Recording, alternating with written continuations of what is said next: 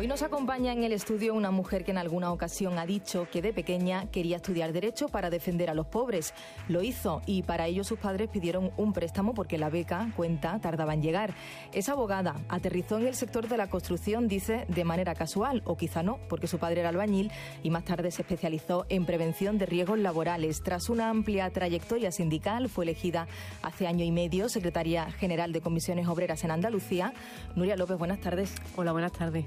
Bueno, por comenzar por lo más reciente, ¿cómo están siguiendo desde el sindicato la puesta en marcha del nuevo gobierno? Bueno, desde Comisiones Obreras estamos muy atentos y muy atentas a los primeros momentos que está teniendo el gobierno andaluz. Lógicamente, las palabras que se están lanzando y las ideas que se están lanzando, en algunos casos, como no llevan concreción, no sabemos muy bien cuál es el impacto que va a tener en la vida de los trabajadores y las trabajadoras. Y por eso, desde el sindicato, estamos prestando mucha atención para ver cuáles son las primeras actuaciones que va a tener el gobierno andaluz.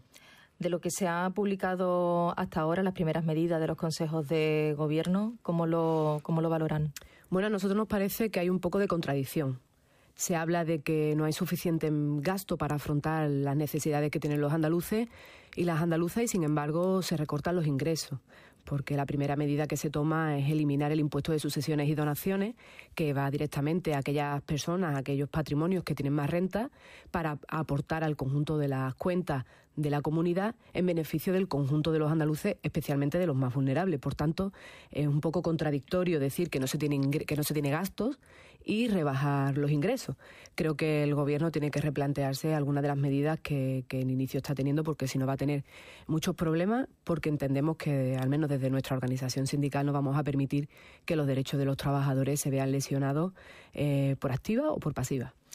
Se reunieron hace poco con el nuevo presidente, con Juan Manuel Moreno. ¿Salió algún acuerdo de ese encuentro? Realmente fue simplemente una toma de contacto cordial, una primera reunión que nosotros desde Comisiones Obreras valoramos como positiva, porque entendemos que llamar a los interlocutores sociales, a los agentes económicos más representativos, a Comisiones Obreras y a UGT y a la patronal, bueno, pues es de valorar, pero simplemente fue una reunión cordial de toma de contacto y esperamos que el gobierno, una vez configurado la estructura, y si tarda mucho ya, pues se ponga manos a la obra y empiece a dar señales de vida, si me permite la expresión, porque hasta ahora las medidas que se están tomando pues realmente no son unas medidas que nosotros entendamos vayan a mejorar la vida de los andaluces y de las andaluzas. Uh-huh. En principio está en los planes del gobierno también como una de las medidas anunciadas en campaña electoral la bajada de impuestos y defienden que eso va a servir para crear empleo. ¿Están ustedes de acuerdo?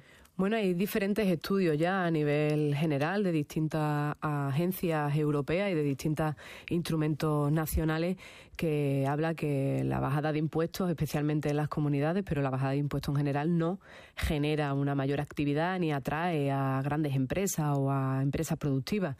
Es realmente la renta de las personas, los salarios de las personas, lo que permite dinamizar la economía y generar futuro para una tierra como es el caso de la andaluza. Por tanto, yo creo que el gobierno andaluz debería replantearse algunos elementos.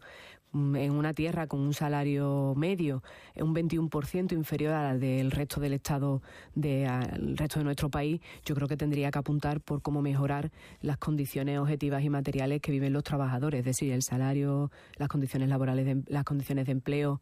Estamos hablando de mejorar los salarios en la función pública, en todo lo que es educación, sanidad, en materia de dependencia. Bueno, eso sí que permite que una comunidad genere riqueza productiva que pueda ser reinvertirse de nuevo estos recursos en generar futuro. Creo que es un error eliminar capacidad económica de una comunidad a través de los impuestos que realmente en una comunidad como Andalucía tiene poco margen. Uh-huh. ¿Cree que se podría llegar en esta legislatura o confía en ello o lo desearía a un pacto de concertación social? Bueno, nosotros desde Comisiones Obreras lo hemos dicho muchas veces. A nosotros siempre mano tendida a los gobiernos. Queremos influir y hablar de aquellas políticas públicas que van a impactar en la vida de las personas, especialmente de los trabajadores y las trabajadoras, quienes representamos. Nosotros queremos hablar de las leyes que se van a implementar en Andalucía, porque van a tener repercusión en la clase trabajadora. será el Gobierno el que decida si hay concertación o no hay concertación, porque es su voluntad, pero nosotros desde luego vamos a pelear por ese derecho que es de los trabajadores y las trabajadoras a través de sus organizaciones más representativas, porque la concertación social tiene reglas, tiene normas y los agentes que tienen que llevar a cabo esa concertación son medibles, no son los amigos de los amigos. Yo creo que el Gobierno esto lo tiene que tener muy en cuenta. Son las organizaciones sindicales más representativas en la comunidad votada por los trabajadores y entiendo que el Gobierno andaluz dependerá de la decisión, de la voluntad del Gobierno andaluz que haya acuerdo o que haya otro tipo de actuaciones por parte del sindicato. Sobre el empleo en nuestra comunidad, en Andalucía, los últimos datos son al cierre de enero. En este caso contabilizamos 20.000 parados más con respecto al mes anterior, pero 28.000 menos si lo comparamos con el año anterior. Son estadísticas que a veces incluso a los periodistas en nuestras noticias se nos quedan reducidas a un listado de números. ¿Cómo se debe analizar el empleo? ¿Qué claves son las más significativas? Yo creo que las cifras muchas veces, como bien plantea, son muy frías. Y muy repetitiva. Parece que al repetirla tantas veces se convierten en una cosa muy común y muy normal, pero yo creo que detrás de cada cifra hay un drama humano, que es el que al menos desde Comisiones Obreras siempre queremos resaltar. Que haya personas, que hablamos de 300.000 en Andalucía, que no tienen ningún tipo de cobertura para satisfacer sus necesidades más elementales, pues es dramático. Que haya 800.000 personas en Andalucía todavía que quieren trabajar y no pueden hacerlo, pues es una situación muy, muy preocupante, porque es una mano de obra, un capital humano que quiere trabajar y no puede hacerlo, y eso significa pobreza para las personas, pero también para la comunidad. Una rotación extrema significa que las personas entran y salen en el mercado laboral sin poder construir un proyecto de vida, porque la inestabilidad le impide poder tener una vivienda con cierta seguridad, poder hacer un plan de si quiere tener hijos o no quiere tener hijos, si quiere viajar o no quiere viajar, si quiere mejorar en su vida profesional o recualificarse o cualificarse de otra manera. Yo creo que cuando hablamos de esta cifra del paro, de la precariedad, de la rotación, de los bajos salarios, de la temporalidad enorme, de la parcialidad obligada que tienen muchísimas mujeres, ¿no?, y muchos jóvenes en Andalucía, al final lo que estamos hablando es de cómo una comunidad está haciendo un despilfarro de lo mejor que tiene, que son su gente. Y Andalucía y este país está haciendo un despilfarro de su capital humano, que es lo más importante que tiene un país, como digo. Comisiones Obreras creo que tiene estudios recientes sobre evolución de la economía y evolución de la renta de las familias. ¿Cómo estamos en Andalucía?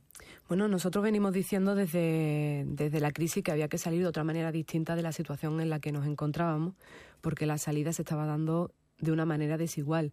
Las personas trabajadoras, las personas humildes, pues han sufrido el impacto de muchas leyes que han dañado pues los servicios públicos, el empleo, la educación, la sanidad.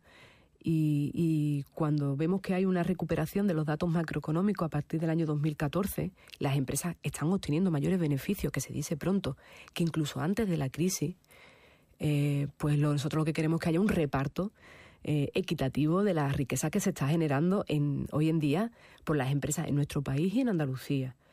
Y las empresas han duplicado ya los beneficios empresariales. Siempre hablo de las grandes. Lógicamente, el pequeño autónomo, la pequeña persona que ha decidido emprender un proyecto no entra en esa, es también una víctima del proceso que se está dando, pero las grandes empresas están obteniendo una cifra impresionante de su beneficio. Y lo que estamos diciendo es que haya un reparto de esa riqueza que nosotros también generamos con nuestro trabajo, porque no es posible que haya un 21% de salario menos en Andalucía que en el resto del Estado, esa rotación que es extenuante, las jornadas tan largas que echan las personas para poder llegar a mediados de mes prácticamente, que se tengan que tener dos o tres trabajos porque en uno no te dan de alta y en el otro tengas que trabajar. Bueno, yo creo que eso es lo que estamos diciendo, que haya un reparto, que lógicamente las empresas ganen, pero que los trabajadores y las trabajadoras tenemos que ganar para que no haya esa desigualdad que se está instalando en este país, que genera personas, yo creo que de dos clases, ¿no? Unas que tienen acceso a todo porque tienen recursos, y la gran mayoría que cada día vemos con más dificultad cómo llegar a mediados de mes y cómo llevar una vida en condiciones dignas. Estamos hablando en Radio Nacional con Nuria López, secretaria general de Comisiones Obreras en Andalucía. El sindicato anuncia movilizaciones para este viernes que creo que se van a trasladar a Madrid. No sé si usted misma también acudirá, por los salarios, las pensiones y contra la reforma laboral.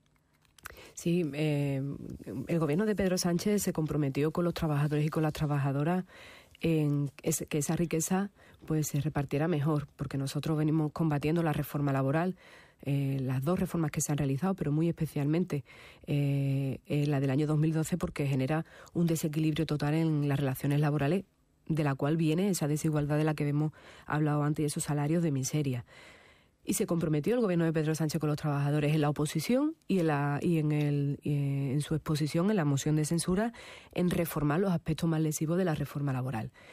Bueno, ya lleva un tiempo que creemos que es más que suficiente para cambiar aquellos aspectos con los que se comprometió, para que los convenios sectoriales primen sobre los de empresas, para que la ultraactividad, la vida del convenio, no caiga cuando caduca mismo y los derechos no se vayan por el desagüe, que la subcontratación, la empresa que contrata al autónomo y el autónomo que contrata al trabajador no se vea perjudicada la persona y cobre esos salarios de miseria, especialmente jóvenes y mujeres. Y eso es lo que le estamos diciendo, que eso se cambie, sí o sí. Y por eso más de 10.000 delegados y delegadas de comisiones obreras, muchos de ellos de Andalucía, vamos a acudir a Madrid para decirle al gobierno, pero también a la patronal, que ya está bien, que la patronal no puede firmar un acuerdo de subida salarial del 3% y que no haya salario por debajo de 14.000 euros, lo firme en Madrid y, sin embargo, le diga por detrás a todas sus grandes empresas que no lo hagan. Yo creo que es un primer aviso, un aviso que va en serio, y tanto al gobierno como a la patronal, porque si no la conflictividad social aumentará, porque los trabajadores ya no pueden estar cobrando las miserias que están cobrando. El sindicato también ha decidido cuál va a ser su llamamiento y las convocatorias generales que va a hacer para el próximo Día de la Mujer, para el 8 de marzo. ¿Nos la puede concretar? Sí, nosotros estamos hablando de aportar a esa gran movilización, a esa gran contestación social que requiere por parte del movimiento feminista, por parte de las organizaciones sociales. Vamos a aportar a ese día 8 de marzo un paro de 2 horas por turno, que puede ser ampliable bien en algunas empresas o en algunos sectores en función de lo que los compañeros y las compañeras decidan en cada ámbito, a una huelga de 24 horas. Por ejemplo, en la educación ya está convocada la de 24 horas, pero entendemos que no todos los espacios son iguales y que en algunos incluso se han dado pasos importantes, como son los planes de igualdad, que han permitido eliminar la brecha salarial y algunas de las reivindicaciones o de las discriminaciones que las mujeres vienen sufriendo.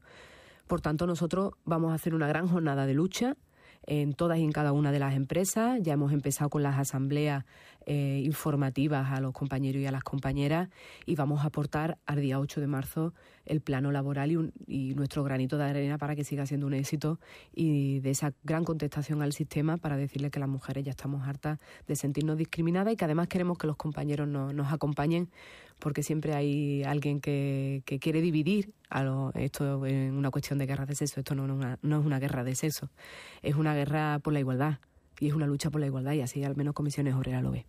¿Tiene el dato de en cuánto se sitúa la brecha salarial en Andalucía ahora mismo? Está en torno al 23%. La brecha salarial es la suma de muchas discriminaciones que se dan en el centro de trabajo.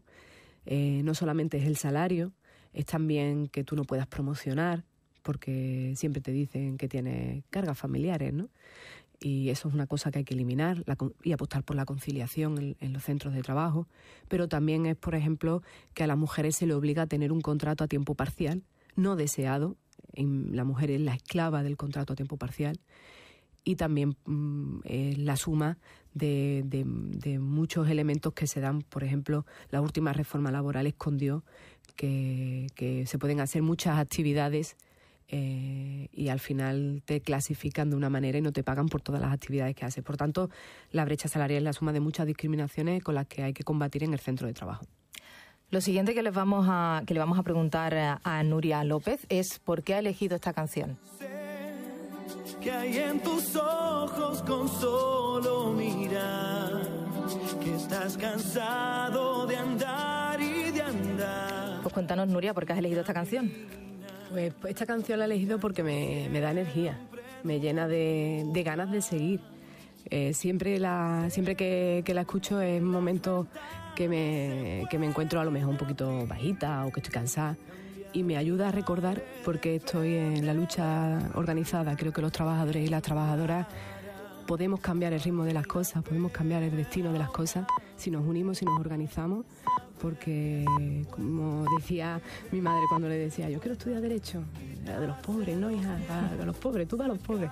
Pues creo que si las personas nos juntamos, esos pequeños granitos de arena, podemos cambiar el mundo. Y por eso creo que esa canción me llena de vitalidad para seguir trabajando por y para lo que creo. Pues muchas gracias, Nuria López, secretaria general de Comisiones Obreras en Andalucía. Gracias por habernos acompañado esta tarde. Gracias a vosotros.